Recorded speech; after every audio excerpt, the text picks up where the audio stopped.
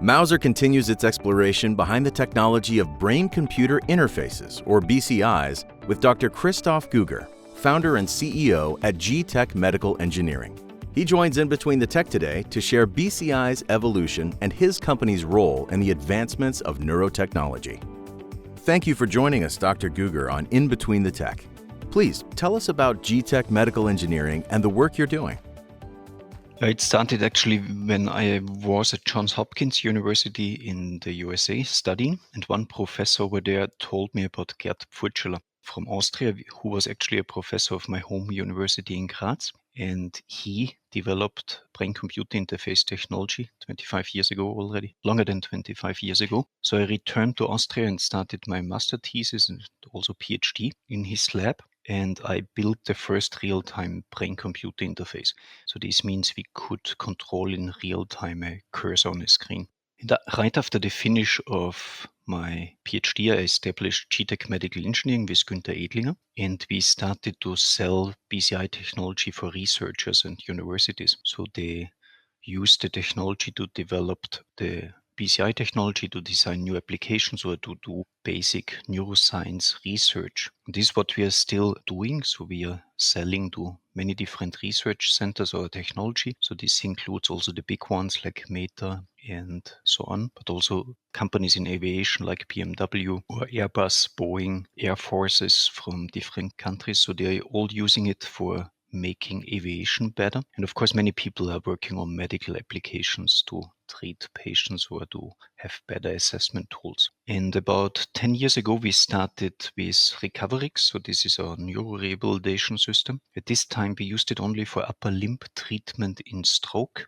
And we figured out that these stroke patients, even in a chronic state, get nicely better if they just train for a couple of hours, and sometimes it's life-changing. So people cannot really move the hand. They train for 18 hours and then they can use it again. So one of our first patients, for example, was a hairdresser. She was pretty young, like 30 years old, had a stroke. Her right hand was paralyzed and she had to shut down her hairdressing institute. And all the doctors told her this will be for her until the rest of her life. So she was unemployed, the social security system paid her salary, and then she came into our clinical trial with Recoverix. She trained for 18 hours, and already after 3-4 sessions, the hand functions were coming back. And after the Recoverix session, she was opening her hairdressing institute again, and she started to work again. This is exactly what we want to achieve, to bring people back to work or to life. And one outstanding result was that this works even for patients who had a stroke 31 years ago, because normally everybody hears after 1 year there's no progress anymore, but we actually figured out there's no impact on the years after the stroke, so it's independent how long ago the stroke happened. And this is very positive, of course, for all the stroke patients. And then we started to treat lower limb functions, because many of these patients have also problems when they are walking. This worked even better for the simple reason that for walking you need always both legs to be working together. So you see the effect much better than for hand movement, because for hands you can always compensate with the healthy one. And then one neurologist, Tim van Oertzen, was asking us, why are you not trying it for multiple sclerosis? So we tried it also for MS and we figured out it's working even better. The reason is that the lesion in the cortex is smaller, and sometimes it's really difficult even with magnetic resonance imaging to figure out the lesion. And interesting is that Recoverix is also working for these patients, because in this case the myelin of the axons is destroyed by MS, and with Recoverix we are producing neuroplasticity. This means all the damaged neurons are replaced by healthy ones. So they are reconnecting and forming better connections so that the fine cross-motoric skills and so on improve. And very interesting for multiple sclerosis was also that the fatigue gets much better. So these people are exhausted after a few minutes of activity. In Vienna, for example, we had a language therapist, and before Recoverix, she could treat children for 1 hour and then she had to go to sleep because she was so tired. And after Recoverix, she could treat 6 children in a row, and afterwards she went even shopping because it was possible again. So the life balance is just much better after doing it. And at the moment we are running a clinical study for Parkinson. This is also very interesting because multiple sclerosis or Parkinson patients are traditionally declining, so they get worse and worse, and doctors give them medication to slow down the decline, but there is nothing which makes them better. And with Recoverix, we found actually something that makes both better, multiple sclerosis and Parkinson patients. So it's the first tool that makes them really better. And this gives a very nice option to neurologists to help patients. We had, for example, a Parkinson patient. She was still pretty good, but walking a little bit slower. But when she was playing dart, the tremor was a handicap. So she didn't play so precisely. And after Recoverix now, she hits the 60 almost all the time and is beating her husband all the time. And the husband, of course, nowadays is not happy anymore. But this is exactly what we want to achieve. How has BCI evolved since your company was founded in 1999? Yeah, in 1999, we were basically moving a cursor to the left and to the right-hand side, and people found this already fascinating. A few years later, we came out with Intendix. So this was the first P300 spelling device. This sounds very technical, but it was a brain-computer interface that allowed locked-in patients. So people who are completely paralyzed to select letters on the screen and to form sentences and to communicate again. So at this time, such a system was costing around 13,000 euros, pretty expensive. A few years later, we came out with the Unicorn Brain Interface. So this is a system that we are still selling. It's costing around 1,000 euros. It includes the same P300 speller. And this is now already a very affordable solution for these locked-in patients. So the technology became much smaller and cheaper, thanks to companies like Mauser, who provide us also with very nice and better, more cost-effective and smaller electronic components so that we can build technology like that. We can immediately think of medical applications for BCI, but could you give us other examples of where this technology might be used? Gaming is, for example, an important application. Our Unicorn Brain Interface that I just mentioned before is also sending data into Unity. And in Unity, you can very nice build 3D environments and computer games. And we are also developing this technology for the maker scene or for engineers so that they can take the brain-computer interface and plug it into games. So we are taking care of all the hardware, so all the signal acquisition of the brain waves, all the signal processing, and then they can just place BCI-controlled elements into a game. And they can also combine it with keyboard control or joystick control and in or multiplayer gaming. And of course, there are big game companies or also people specialized on games, so they can fully utilize nowadays BCI control, which otherwise would be really difficult. Do everything yourself. So a game developer doesn't know how to analyze brainwaves and vice versa. So with such a toolbox, it will spread out much more quickly than for medical applications because everybody likes to play computer games, of course.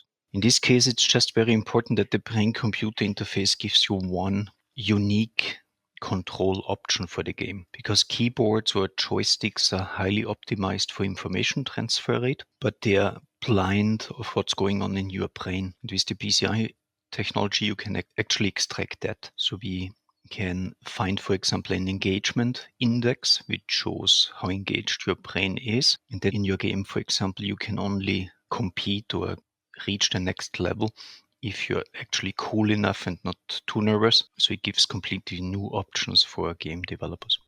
We've discussed various applications and uses for BCI technology. What breakthroughs have you witnessed while working within this technology? Yeah, costs and size of equipment is, of course, a very important aspect. When I started 95 at Johns Hopkins University, I got EEG data on a music tape, which I found pretty funny, and then I had to digitize it to get it into MATLAB. So it's not so long ago that people were using music tapes. So a few years later, we could read the data directly into computers in digital form. So this means all the ADCs were included in the biosignal amplifiers, and you could actually put it on the head. In 1999, biosignal amplifiers were pretty big boxes. And when we went to the first university conference, we put actually biosignal amplifier for a BCI system into the floppy disk of a laptop computer. And this was pretty innovative at this time because it was just much slimmer and portable, lightweight. So this means you could use a computer at the patient's home, for example, to allow them to spell with the brain-computer interface. And then a big step was wearable technology. so the technology became smaller again. And nowadays EEG headsets are fixed on the head. And then you get small or short electrode cables to the electrodes itself. And this made the EEG recordings much more stable and better, because the whole system is moving with your body, and for that reason nothing is pulling on the electrodes like electrode wires, which were 1.5 meters before. So the data quality improved dramatically. And one big step was also that we put the amplifier directly into the electrode, so the amplification was as close as possible to the brain. And this was also a big step forward in brain-computer interface accuracy, so it made everything much better than with the long wires and amplifiers far away from the subjects. And nowadays it's getting even slimmer and more lightweight. So just this week we released a new tool that's called Unicorn BCI Core 8, and the whole brain-computer interface has now 24 grams. So it's a very small box sitting on your head. With this unit we can also do fascinating work, for example with dog or horses, because it's so small that you can also put it on animals, and then you can also study what's going in their brain. And people are also working with dolphins because they have a very unique acoustic system, so they want to figure out how the brain is doing all this acoustic processing. So there are many innovative applications coming out. Please tell us about g.tec's RecoverX system for the neurorehabilitation of stroke patients and patients with multiple sclerosis. The RecoverX system has electrodes exactly over the sensory motor cortex. So this is the cortical regions where motor movements are planned and executed. And we are asking people to imagine a left-hand movement, a right-hand movement, or a foot movement. And the brain-computer interface is able to pick it up when people are imagining this type of movement. And then we trigger in real time an electrical stimulation of the corresponding hand or foot. So this means we are pairing cognitive processes with motor behavior again. This is what people really love.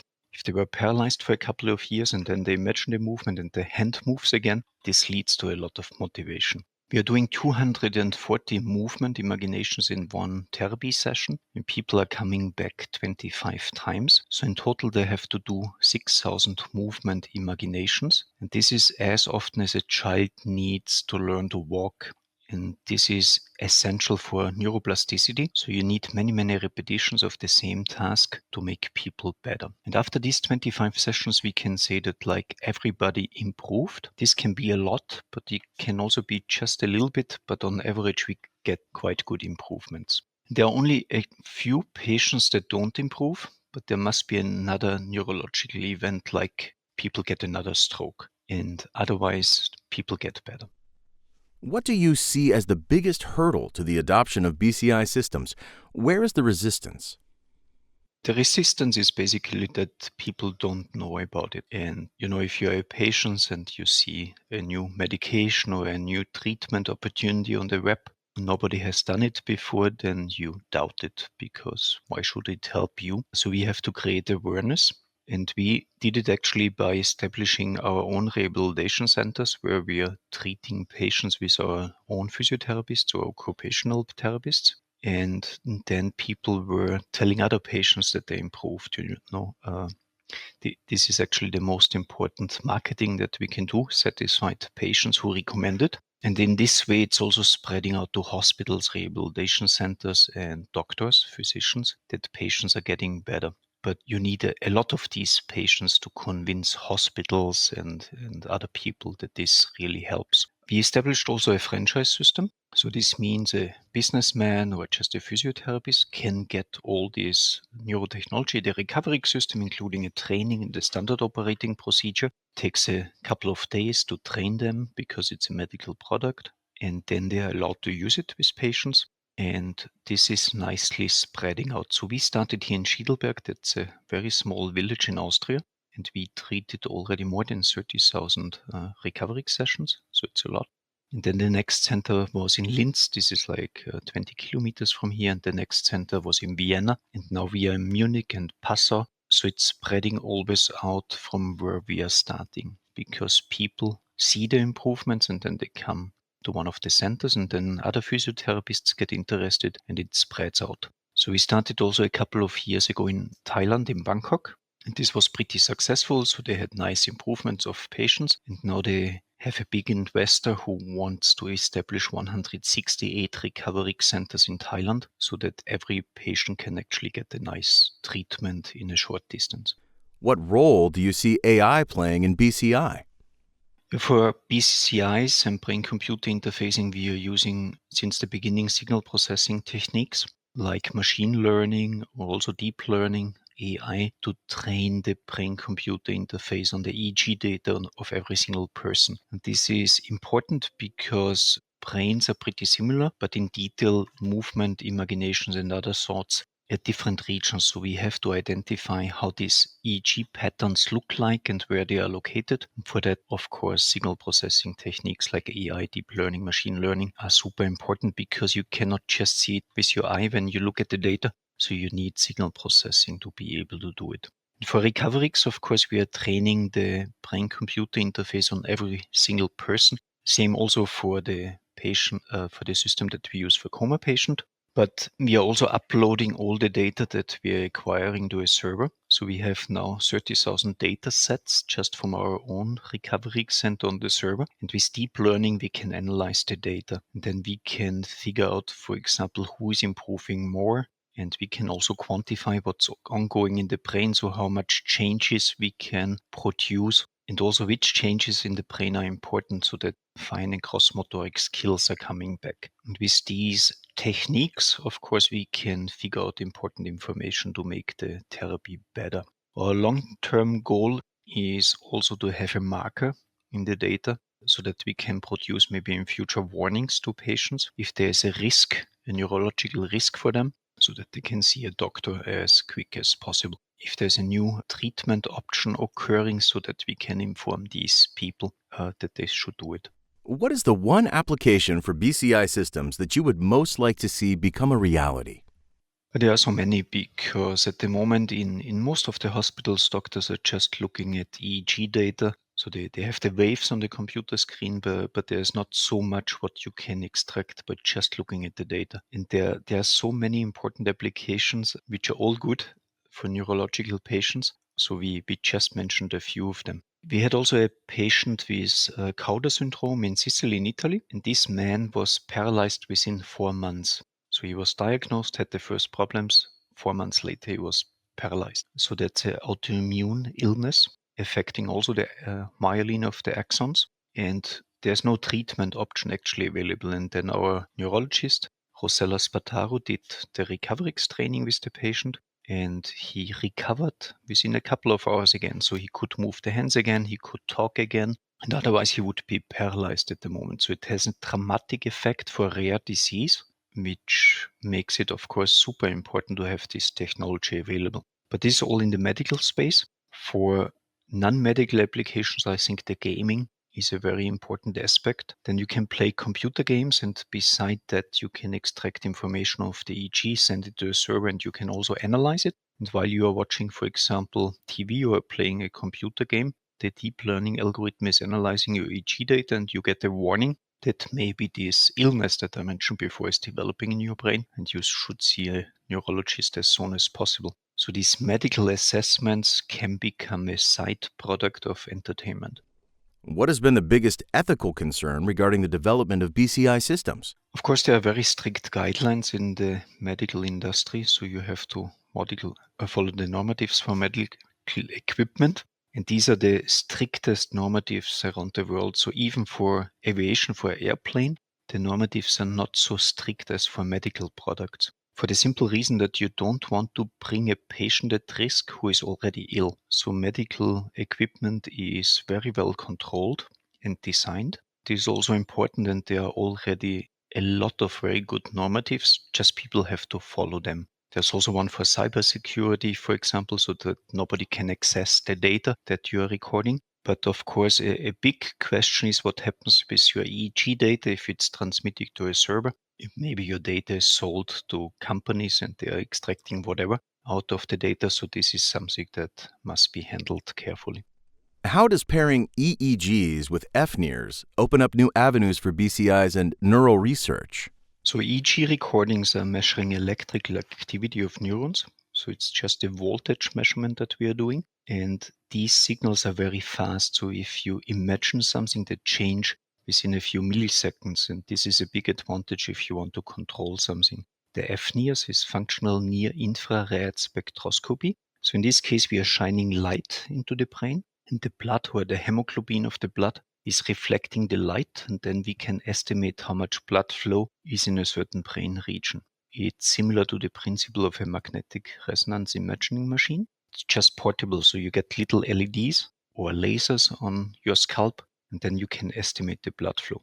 This technology is long-lasting, so the reaction time is not very fast. So it's more like every 10 seconds you can see a change. So this makes this the fact why it's interesting to combine it with EEG, because then you get short-lasting brain activity and long-lasting brain activity into your brain-computer interface, and you can analyze both at the same time. So a finger movement, for example, takes in your brain a few hundred milliseconds, and then everything shuts down. In the FNIRS signal, there are biomarkers, for example, for pain that you can detect with FNIRS, but you wouldn't see it with EEG data because it's a long-lasting change. And that's one of the examples why the combination of EEG and FNIRS is a good one.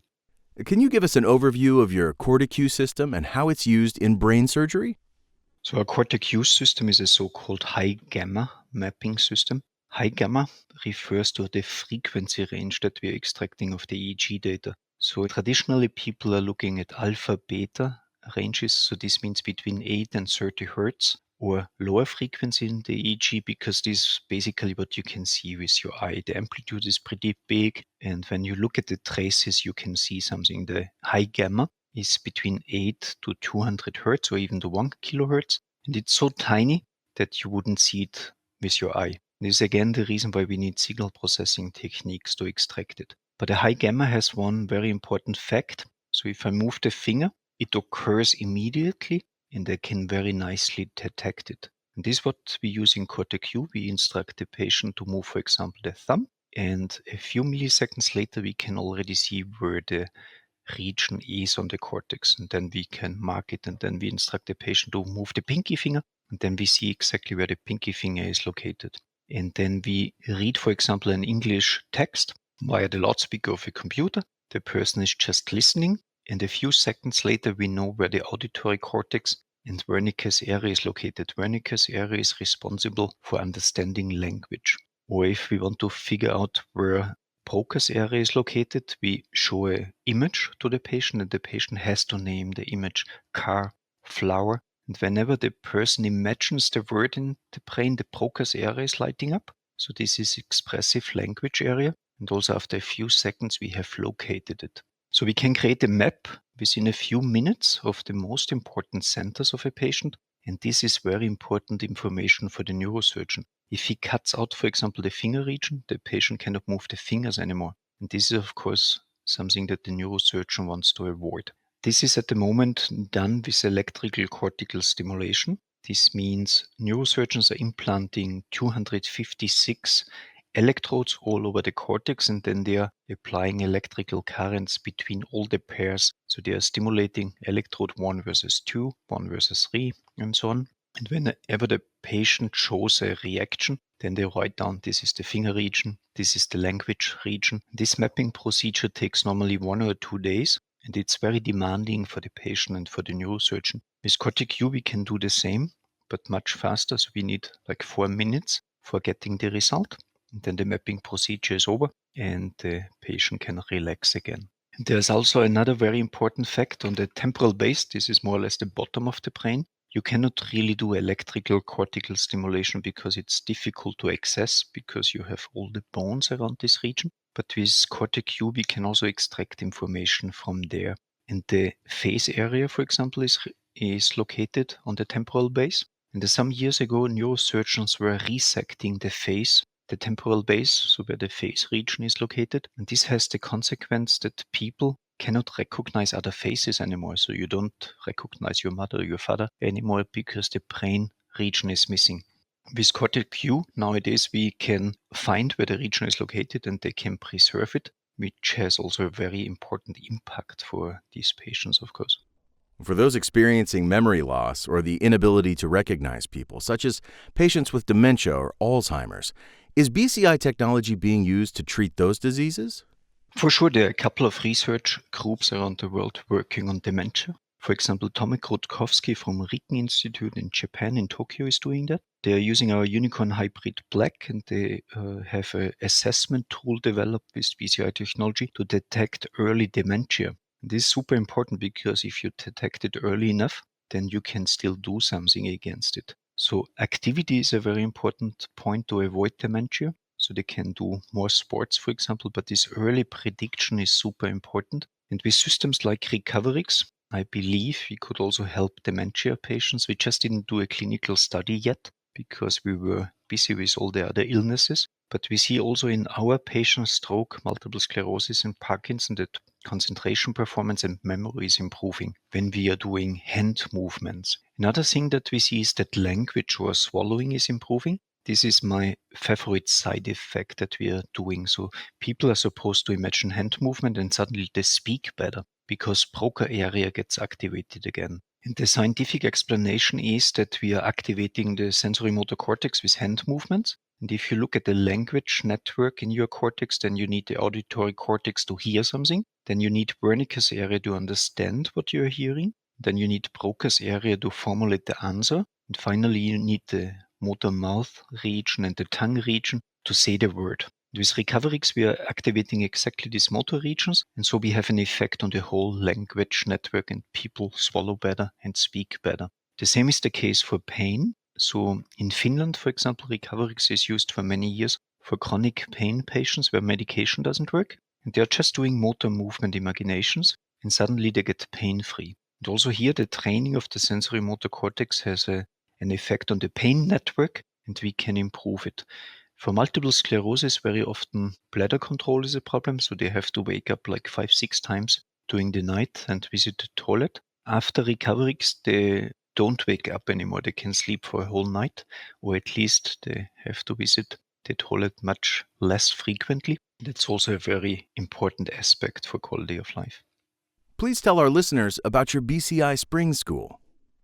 We have top speakers of all the elite universities around the world, and it's just very nice to network. So many people are finding the future PhD supervisor in Spring School, and you get just a lot of inspiration what's out in the field. And it took me less than a week to get all the speakers on board for Spring School, so they are eager to be in for a keynote lecture. So it's all for free, nobody is paid.